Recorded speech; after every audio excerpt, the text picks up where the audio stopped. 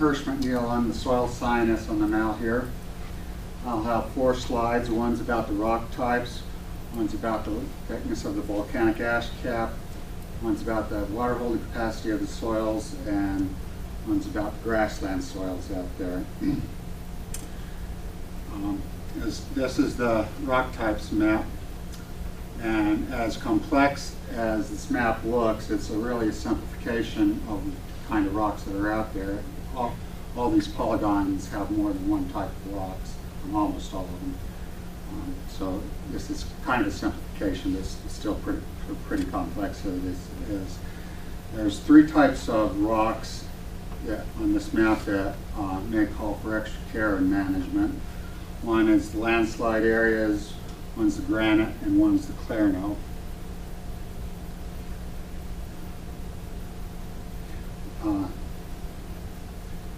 The yellow areas are the landslide areas. It's both the yellow stippled areas and also yellow transparent areas or landslides. It's unusual to have this much landslide on the Malheur in a planting area. The landslide material is unconsolidated with quite a bit of pores. Its unconsolidated nature makes it tends to make it produce more sediment because particles are so easily detached. But on the Malheur in this area, there's a couple of mitigating factors. It's volcanic ash helps reduce soil erosion, as we'll hear later, and thick vegetation that occurs on it. The landslides also can make a shallow aquifer. They absorb and hold water for a while it goes down through the soil and regolith below the soil down, and then it's released slowly at the bottom of the hill, helps to the streams and helps maintain perennial flow. And of course there's instability problems with landslide deposits. These landslide deposits probably originated back during the ice ages when we had a lot more water and a lot less vegetation than we do now. But they still creep and slump and have small slides, usually just like a few yards across or several yards across, but it's still moving downhill. And there's a few places where the current road system has caused a small slump. And so any additional road construction we'll have to do, we need to be aware of that and ensure against increasing slumps and sediments from that source. There is one area on here, that yellow area, that's not a landslide, right here at the confluence of Deadwood and Big Creeks. There's a large alluvial flat that in the past used to hold water. The granite is the dark purple areas scattered around. Granite's usually associated with sediment sources too. That's mostly based on the highly decomposed granite of the Idaho batholith. And again, we have the Malheur granite probably isn't as decomposed, so that helps mitigate against sediment production from granite. And also, a lot of that granite also is ash cap, which helps stabilize it against soil erosion. Also, gold is often associated with granite bodies, and so that's where we get the mining impacts that we've already heard about.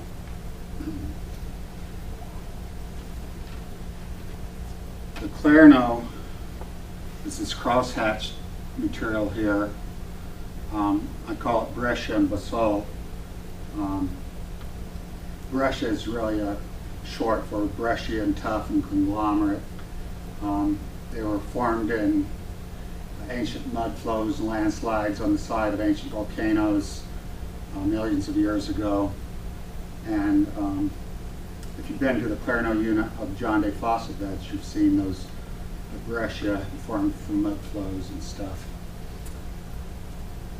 The basalt stands for basalt and andesite.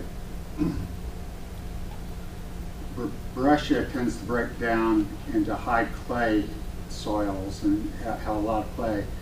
And clay doesn't really bear up under much weight when it's wet. So the Clarno area where the breccia is, since some of it's breccia, some of it's basalt, where the clay areas are, it doesn't bear up well, and there tends to be small slumps and landslides on the Clarno area too, and just really sticky soils. So those are the three types that might require special mitigation or something.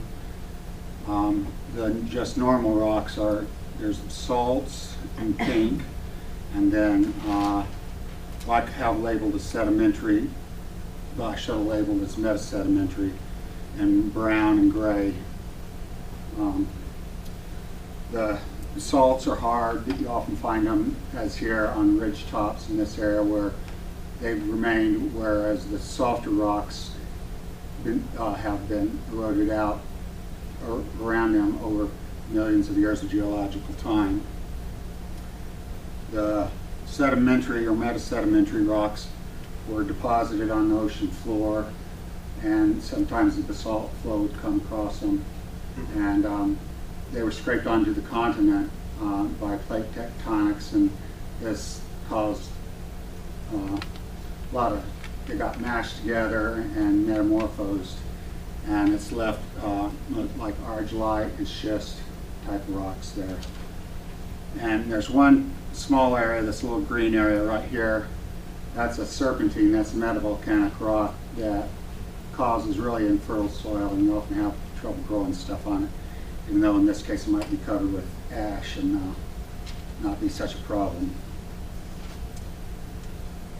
Okay, the next slide shows the volcanic ash dip. I've been talking about volcanic ash already. It was deposited by wind from the Crater Lake eruption several thousand years ago. Winds blew, deposited volcanic ash all over the Blue Mountains. This slide and the next two slides are based on the what we call the TEUI, which is short for the Terrestrial Ecological Unit Inventory, which is what Forest Service calls the soil surveys. And we have this in the northern third of the forest, approximately, that Terrestrial Ecological Unit Inventory. Ash is important because it's sort of like a sponge. It has lots of pores, hold water that plants can use. So it tends to have higher productivity, and except for the highest elevations up around, that's so cold that cold really cuts down the productivity. But that produces a lot of ground cover, and the pores in the ash also increase infiltration of rainfall, which decreases overland flow, which decreases erosion. So combined with the high ground cover of the abundant vegetation that you find on ash, and high infiltration, low overland flow, that tends to decrease erosion. Presumably, back when the ash was originally deposited, it was more or less uniform layer over the whole area. As you can see here, there's quite a bit of variation in the depth of the ash, and that's because over the last several thousand years since the eruption of the Crater Lake volcano, the ash has eroded off certain places. It tended to stick around in the higher elevations up here, and a lot of the landslide, the large landslide area here, has ash on it, and like north facing slopes here by Mosquito Creek have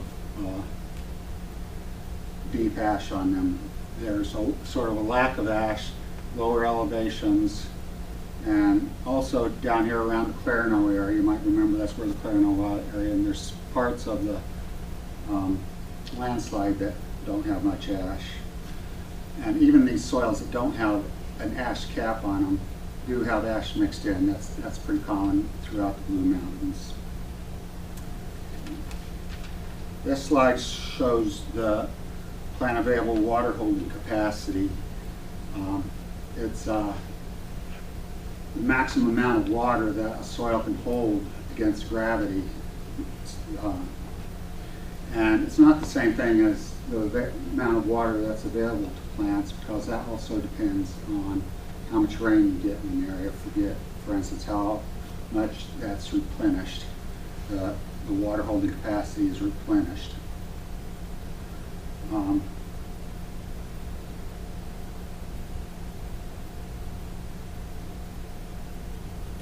As you can see, though, ash is not the whole story, because like the Clarino area, there it has moderate water holding capacity. Yeah, the ash, this is high because it has ash, as you saw from the last slide, but ash isn't everything. There was a place down here in the Clarino area where there wasn't much ash, but it still has moderate water holding capacity. That's because the clays themselves supply fairly good water holding capacity. And on the landslide, the depth landslide breaks up the rocks and stuff and makes deeper soil, and so that supplies some water holding capacity on the landslide.